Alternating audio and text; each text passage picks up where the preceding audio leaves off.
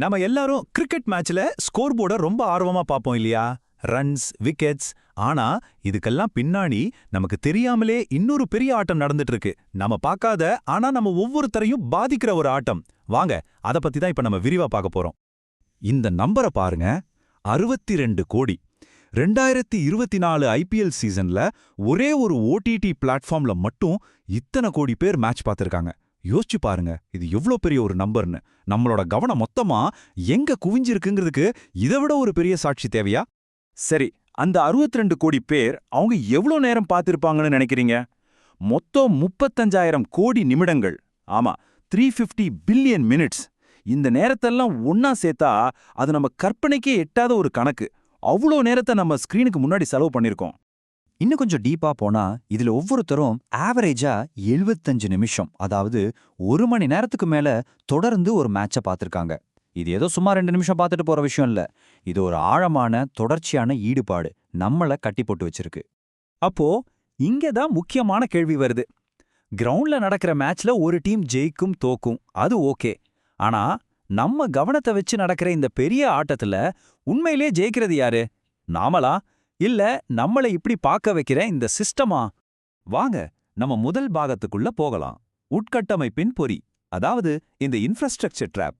கடந்த 50 வருஷத்துல டெக்னாலஜி எப்படி கொஞ்சம் கொஞ்சமா நம்மள ஸ்கிரீனுக்கு பக்கத்துல கொண்டு வந்து ஒரு கண்ணுக்கு தெரியாத வலைக்குள்ள சிக்க வச்சதுன்னு பார்க்கலாம். இந்த கதை ஆரம்பிச்சது 1975ல சைட் சோதனை மூலமா கம்யூனிட்டி டிவி வந்தப்போ. அப்புறம் 1982 ஏஷியன் கேம்ஸ் அப்போ கலர் டிவி உள்ள வந்துச்சு. 91ல பிரைவேட் சேனல்களுக்கு கதவு திறந்தாங்க. 2000கள்ல டிடிஎச் வந்து டிவியை ஒவ்வொரு வீட்டுக்கு கொண்டு போச்சு. கடைசியா 2016ல நடந்த ஜியோ புரட்சி அந்த டிவியை நம்ம ஒவ்வொருத்தரோட கைக்குள்ளேயே கொண்டு வந்து கொடுத்துருச்சு. இந்த ஒப்பீட்டை பாருங்களேன், ரொம்பவே முக்கியமான விஷயம் இது. 2016க்கு முன்னாடி 1 GB டேட்டா வாங்க 250 ரூபாய் வரைக்கும் செலவு பண்ணணும். ஆனா ஜியோ வந்த பிறகு வெறும் 10 ரூபாய். இதனால என்ன ஆச்சு? மாசம் 90 MB யூஸ் பண்ணிட்டு இருந்த நாம 16 GBக்கு மேல யூஸ் பண்ண ஆரம்பிச்சோம். விளைவு, கிரிக்கெட் நம்ம வீட்டு ஹாலை விட்டு பெட்ரூமுக்கு வந்து இப்போ நாம போற இடத்துக்கு எல்லாம் நம்ம கூடவே வருது. அடுத்து நாம பார்க்க போறது இரண்டாவது பாகம், பண இயந்திரம். ஒரு சாதாரண விளையாட்டு எப்படி பல ஆயிரம் கோடி ரூபாய் புழங்குற ஒரு பெரிய பிசினஸா மாறுச்சு. அதோட ஒரே நோக்கம், நம்மளை எவ்வளோ நேரம் முடியுமோ அவ்வளோ நேரம் ஸ்கிரீன் முன்னாடி உட்கார வைக்கிறதா. அது எப்படி நடக்குதுன்னு பார்ப்போம். இந்த நம்பர்ஸ் சும்மா இல்ல. 2008ல $1 பில்லியன் இருந்த ஐபிஎல் பிராட்காஸ்ட் ரைட்ஸ் இன்னைக்கு $6.2 பில்லியன், அதாவது கிட்டத்தட்ட 48,000 கோடி ரூபாய். இங்க என்ன நடக்குது? இங்க உண்மையிலே விற்கப்படுற பொருள் கிரிக்கெட் இல்ல, நம்மளோட கவனம், நம்ம டைம் தான் இங்க விலை போகுது. இத பிசினஸ்ல ரேசர் அண்ட் பிளேட்ஸ் மாடல்னு சொல்லுவாங்க. அதாவது ரேசரை உங்களுக்கு இலவசமா கொடுத்துட்டு அதுக்கு தேவையான பிளேடை வித்து காசு பார்ப்பாங்க இல்லையா, அதே மாதிரி தான் இங்க கிரிக்கெட் மேட்ச் தான் அந்த ரேசர்.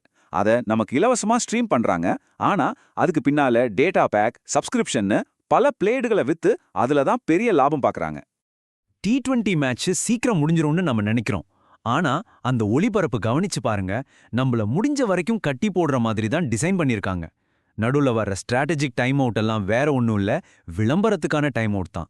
திரும்ப திரும்ப காட்டுற ஸ்லோ மோஷன் ரீப்ளேஸ், கிராஃபிக்ஸ், இது எல்லாமே நம்மள சோஃபாவை விட்டு எந்திரிக்க விடாம பாத்துக்கிறதுக்கு தான். சரி, இது ஒரு பக்கம். இந்த டிஜிட்டல் உலகம் நம்மள உள்ள இழுத்துட்டு இருந்த அதே நேரத்துல நம்ம நிஜ உலகத்துல என்ன நடந்துட்டு இருந்துச்சு? முக்கியமா நம்ம பசங்க விளையாடுற விளையாட்டு மைதானங்களுக்கு என்னாச்சு? வாங்க, அத பத்தி தான் நம்மளோட 3வது பாகத்துல பார்க்க போறோம். இந்த கிராஃபை ஒரு நிமிஷம் பாருங்க. 1995ல தமிழ்நாட்டுல வெறும் 35% வீடுகள்ல தான் டிவி இருந்துச்சு. ஆனா 2011ல அது 87% ஆச்சு. இப்போ கிட்டத்தட்ட 99% வீடுகள்ல டிவி இருக்கு. ஸ்கிரீன் நம்ம வாழ்க்கையோட ஒரு பிரிக்க முடியாத அங்கமா மாறிடுச்சு. ஒரு பக்கம் ஸ்கிரீன் வீட்டுக்குள்ள வந்துச்சுன்னா, இன்னொரு பக்கம் நம்ம தெருவுல இருந்த மைதானங்கள் காணாம போச்சு. நகரமயமாக்கல், ரியல் எஸ்டேட்னு சொல்லி நம்ம ஊரோட திடல்கள், மைதானங்கள் எல்லாத்தையும் கொஞ்சம் கொஞ்சமா அழிச்சிட்டாங்க. அப்போ பசங்க விளையாட ஒரு பாதுகாப்பான, இலவசமான இடம் கூட இல்லாம போயிடுச்சு. அவங்க வேற எங்க தான் போவாங்க? இப்படிதான் நம்ம கிரிக்கெட் பார்க்குற அனுபவமே 3 கட்டமா மாறிடுச்சு. முதல்ல டீ கடையில எல்லாரும் ஒன்னா நின்னு பேசி சிரிச்சு பார்த்தோம், அது ஒரு சமூக நிகழ்வு.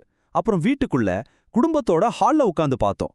இப்போ ஒவ்வொருத்தரும் தனித்தனியா அவங்க மொபைல் போன்ல எந்த அசைவும் இல்லாம பார்த்துட்டு இருக்கோம்.